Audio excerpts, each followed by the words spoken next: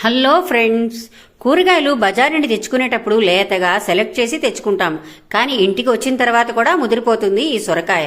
దీనికోసం మనం ఈ ముచ్చికని ఇలా కట్ చేసి తెచ్చుకున్న వెంటనే ముచ్చికని కట్ చేసి పక్కన పడేసి దీనిని హాఫ్గా కట్ చేసి ఒక కవర్లో చక్కగా పెట్టి కవర్ క్లోజ్ చేసి ఫ్రిడ్జ్లో పెట్టామనుకోండి, మనం వండే నాటికి ఫ్రెష్గా ఉంటుంది. దీనిలో డోకా లేదు.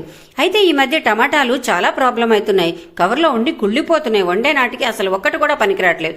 సరే, ఫ్రిడ్జ్లో ఈ విధంగా ఓపెన్గా పెట్టండి, చక్కగా ఫ్రెష్గా ఉంటాయి. ఆకుకూరలు మనకి రబ్బర్ బ్యాండ్లు తీసుకొచ్చి ఇస్తారు. రబ్బర్ బ్యాండ్లతో మనం అలా లోపల పడేసామనుకోండి, అవన్నీ చక్కగా కుళ్ళిపోతాయి. మనం వండే నాటికి ఏమీ మిగలవు. సరే, ఈ విధంగా రబ్బర్ బ్యాండ్లన్నీ తీసి వేర్లన్నీ కట్ చేసి ఇలా వదులుగా చేసి ఒక్కొక్కటిగా కవర్లో పెట్టుకోండి. చాలా ఫ్రెష్గా ఉంటాయి ఇవన్నీ కూడా. పచ్చిమిర్చి ముచ్చికలన్నీ తీసే అలవాటు మనకి ఎలాగూ ఉంది.